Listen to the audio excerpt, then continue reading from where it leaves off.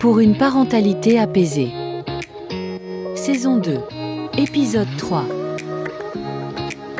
Attention prédateur. Oh, prédateur de l'attention? Il est 7 heures. Vous ouvrez les yeux et avant même de dire bonjour à qui que ce soit, votre main cherche déjà votre téléphone. Une lumière familière, un petit son, une pastille rouge et vous êtes happé. Mais vous vouliez juste jeter un petit coup d'œil avant le petit-déj. Résultat, 20 minutes envolées, les tartines ne sont pas faites et le café non plus. Ça vous parle aussi? Alors, qu'est-ce qui nous pousse à passer tant de temps malgré nous devant nos écrans? C'est ce qu'on va explorer dans cet épisode avec un titre volontairement ambigu.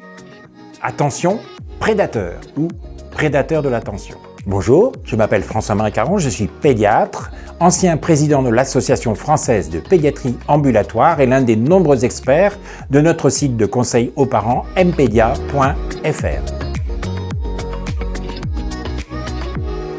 Soyons honnêtes, quand on scrolle, c'est pas juste pour se détendre un petit peu, dans les transports ou en salle d'attente, c'est parce que ces applis ont été pensées pour capter chaque seconde de notre attention.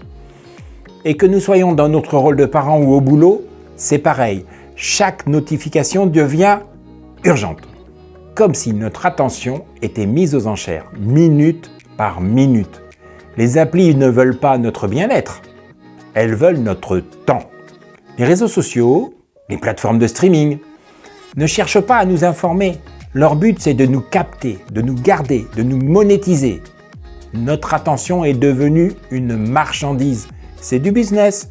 Notre regard, nos minutes, nos likes, tout ça se revend au plus offrant. Chaque clic, chaque pause, chaque changement de vitesse de scroll, tout est observé, analysé, mesuré pour que les algorithmes s'ajustent en direct. Ce qui nous intéresse, ce qui nous retient, ce qui nous fait réagir. Résultat, certes pour nous, c'est une expérience fluide, agréable, mais surtout terriblement chronophage. Et pendant ce temps, les enfants nous rappellent qu'ils ont besoin d'aide pour leurs devoirs.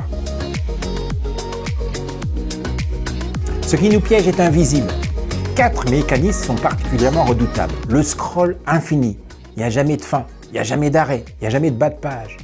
Les stories qui expirent. Vite, vite, vite, regarde, ça va disparaître. Les notifications, c'est ding, qui tombent toujours pile au moment où nous disions « j'arrive ». Sans aucun filtre, sans priorisation.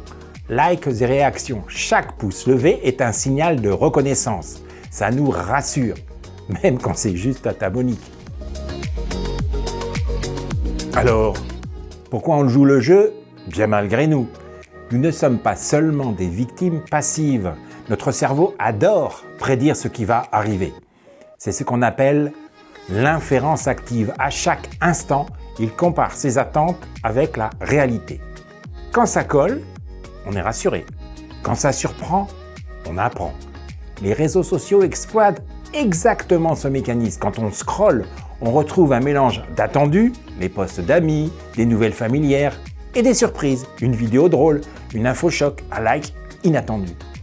C'est ce mélange d'attendus et d'imprévisibles qui nous accroche. Cet équilibre déclenche un petit frisson interne et ce frisson, notre cerveau en raffole, en redemande. En clair, les réseaux sociaux nourrissent en continu notre cerveau et ils savent capter facilement notre attention. Pour cela, ils vont exploiter 3 ressorts puissants.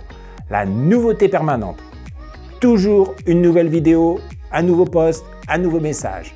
L'hyperaccessibilité, tout est disponible sans effort, dans le bus, aux toilettes, en préparant le dîner, bref, partout, tout le temps. Et l'incertitude, ce petit « et si je ratais quelque chose ?» Vous savez, le fameux FOMO, que le cerveau veut absolument combler. Un cocktail parfait pour nous détourner. Je regarde juste une vidéo.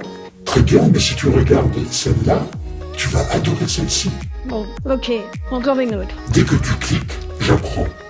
J'apprends, donc je prédis. Et si je prédis, je t'oriente. Mais alors, qui décide? T'inquiète, nous décidons ensemble. Sauf que moi, je ne dors jamais. Alors, comment reprendre la main? Est-ce que c'est vraiment moi qui choisis ce que je regarde, ce que je clique, ou est-ce qu'un algorithme fait le choix à ma place?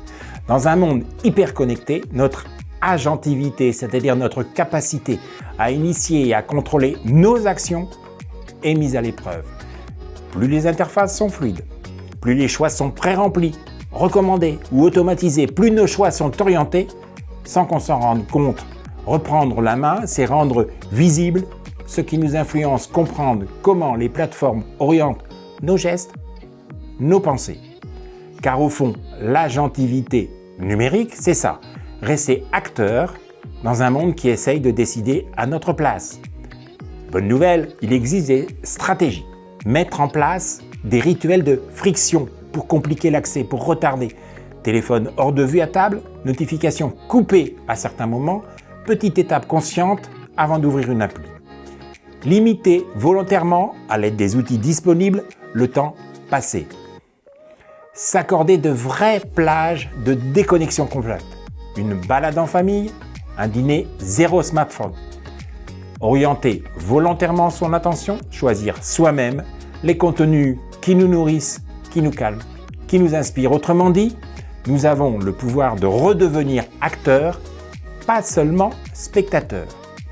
Parce qu'entre un like et un câlin, entre une notification et un enfant qui attend, il y a un vrai choix à faire. Si vous avez aimé cet épisode, n'hésitez pas à liker, à commenter, à partager avec vos amis. Et la prochaine fois, on continue à parler de est-ce que c'est une addiction ou est-ce que c'est autre chose.